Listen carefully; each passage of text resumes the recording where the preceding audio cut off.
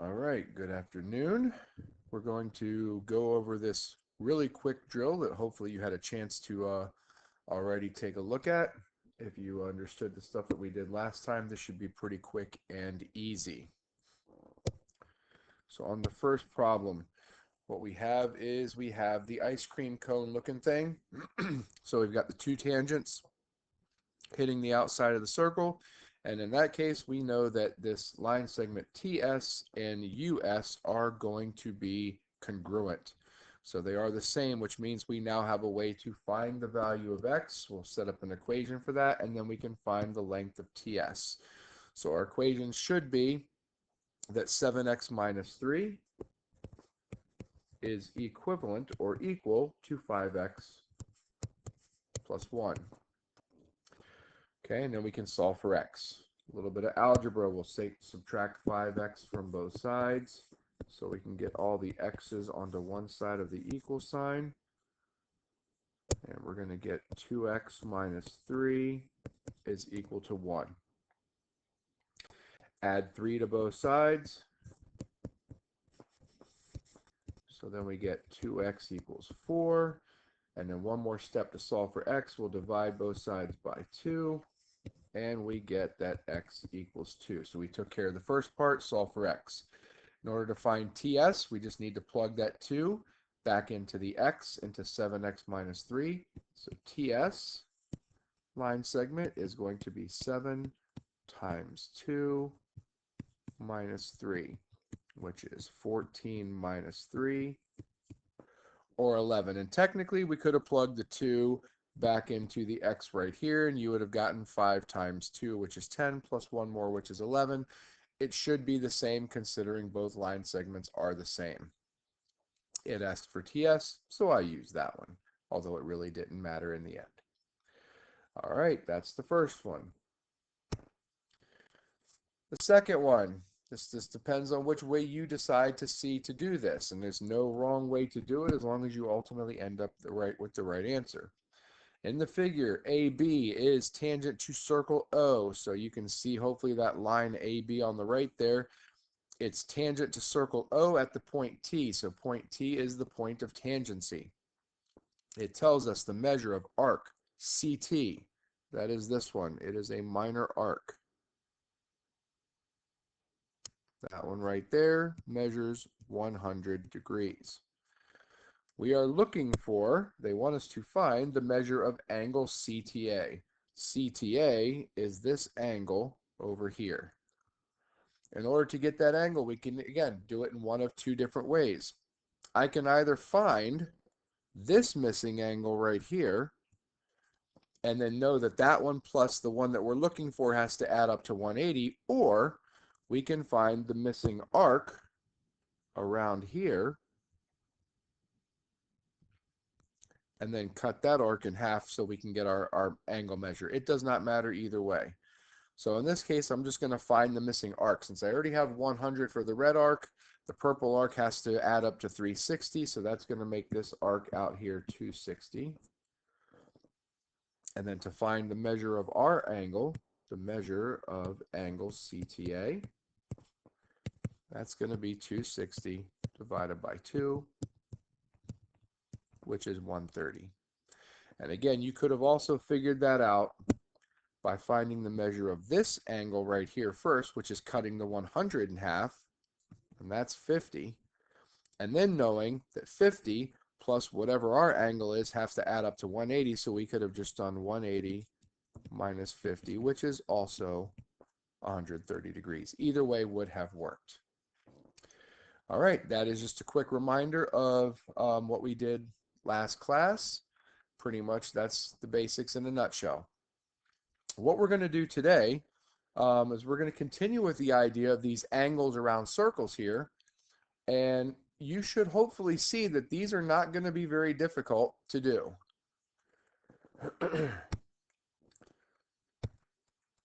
So on your sheet, what we have are angles which are inside of a circle. In other words, you can kind of see that there's an intersection of our two lines right there in the middle of the circle.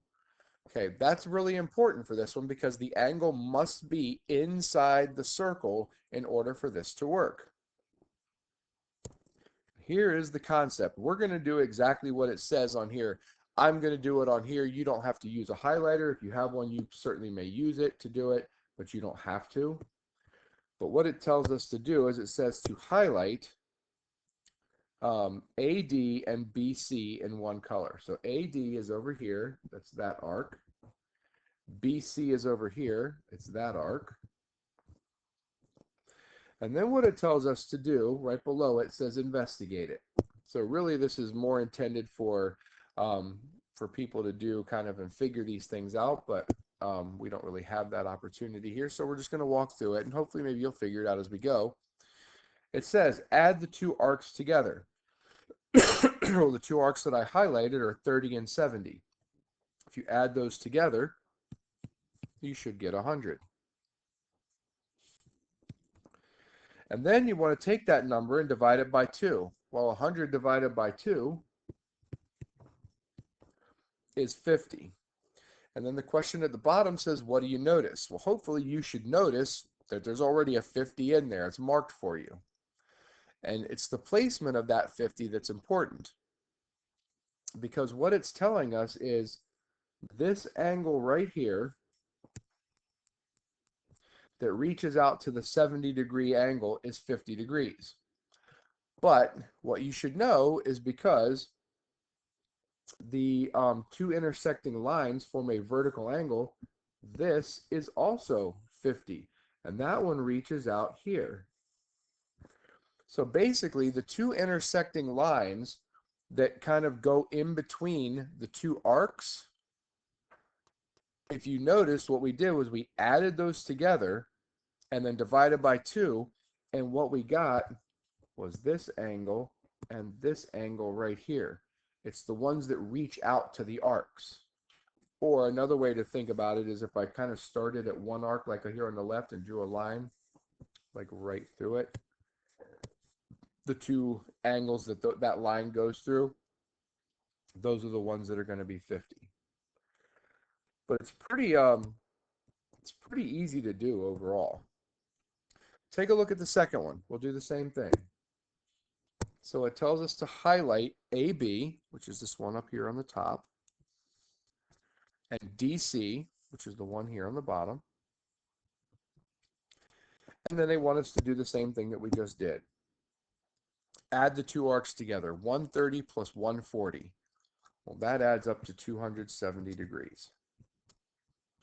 Then divide that by 2. Okay, you might need the calculator for this one, but 270 divided by 2 is 135. And you should see that that 135 is already marked. Once again, if I kind of drew a line from there through that to the other side, the two arcs that those angles extend from, kind of where you see that E, those are both going to be 135 because they are vertical angles. So this one over here is a vertical angle as well. Now you could, excuse me, you could find the two missing angles as well. If you realize that this whole thing right here basically forms a circle, they all have to add up to 360 degrees. It's not asking us to do this, but it's a good thought process. So I know that whatever these two things are right here, they're going to be equal because they're vertical. And I do know that the other two already are 270 degrees.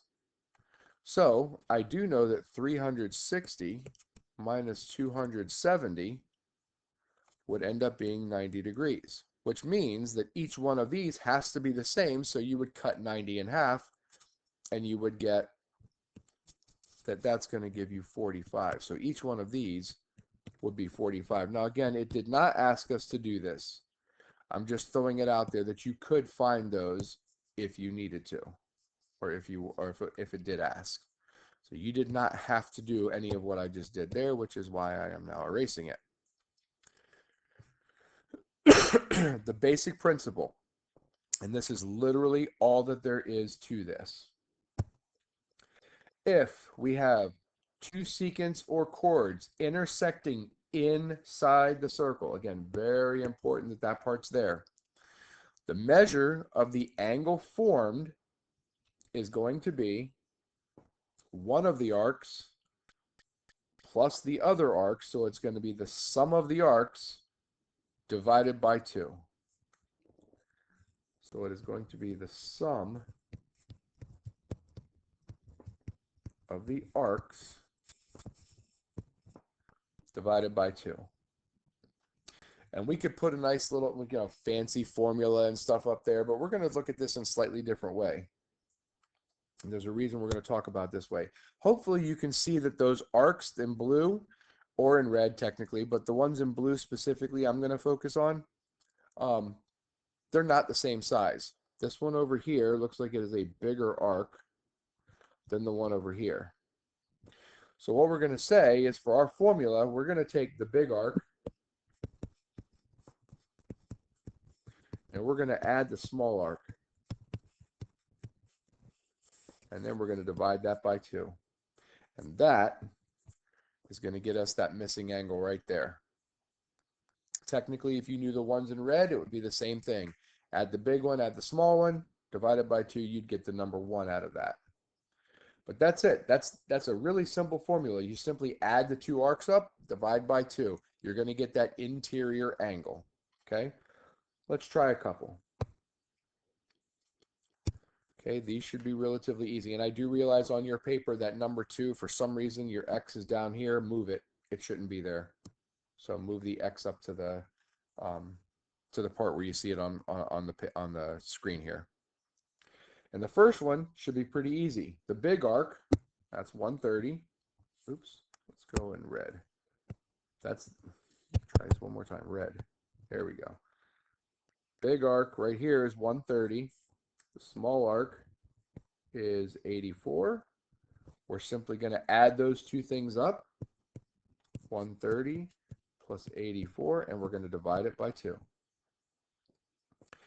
So let's see, using some addition here, 130 plus 84 is 214 divided by 2. And when you do 214 divided by 2, you should get 107 degrees. That is our X angle. Okay, if you want to try the other one on your own, please do. Pause it, come back. Okay, we are trying to find the measure here of angle AEB, that is this one, which as a vertical angle we know is the same as our X. So if we find one, you found the other one. So again, same idea. The big arc is 143. The little one is 75. Add those together and divide by 2. So 143 plus 75 is 218, and we'll divide that by 2, which gives us 109 degrees, which is the measure of angle AEB. Again, it really is that simple. Two lines, chords, secants that meet in the middle of a circle, intersect in the middle of a circle. You simply add the 2 arcs together, the 2 opposite arcs, divide it by 2. That gets you the angle. All right, the second part, not going to be much more challenging. This time, the major difference is, look where the angles are. They are outside of the circle. So you got an angle out here outside of the circle. I've got an angle out here outside of the circle. I've got another angle out here outside of the circle. So these are considered exterior angles. And the nice thing is it's a really, really, really similar formula. There is only one difference, pun intended.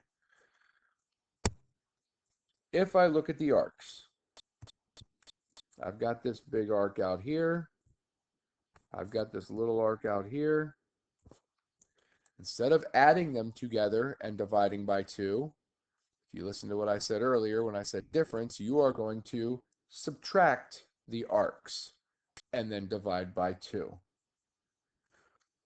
So we are going to subtract the intercepted arcs and divide by 2. Biggest thing is you got to do it in the correct order because subtraction will matter. You have to do the bigger one minus the smaller one. If you do it backwards, you'll get a negative answer, and we're not going to have a negative angle on here. It doesn't make any sense. So you have to do the bigger one minus the smaller one. So your general formula for this is the big arc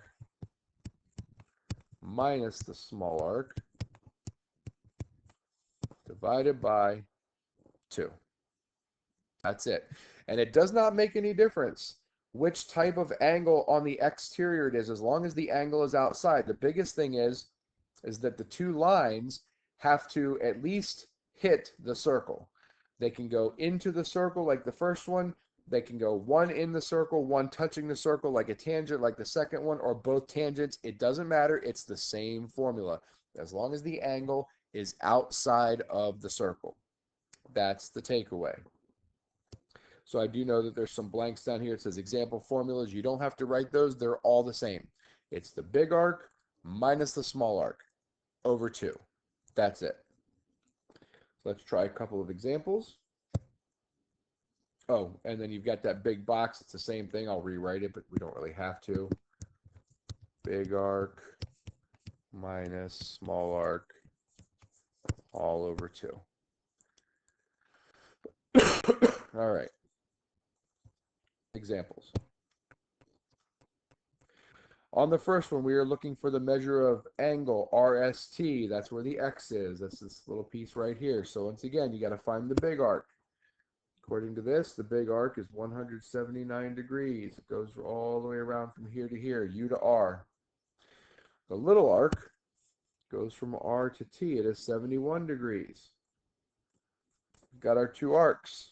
According to our formula, take the big one minus the small one and divide by 2. So 179 minus 71 should give us 108 divided by 2, which ends up working out to 54 degrees. So in this case, they weren't looking for X specifically. We're going to say the measure of angle RST is 54 degrees. Again, this is a really, really, really simple set of formulas for you guys. All right, one more on this page. We've got this big arc right here in red. I'm going to make it blue now. I don't know why I just did that, but whatever. That's 112. And then the smaller arc, 95, which hits here.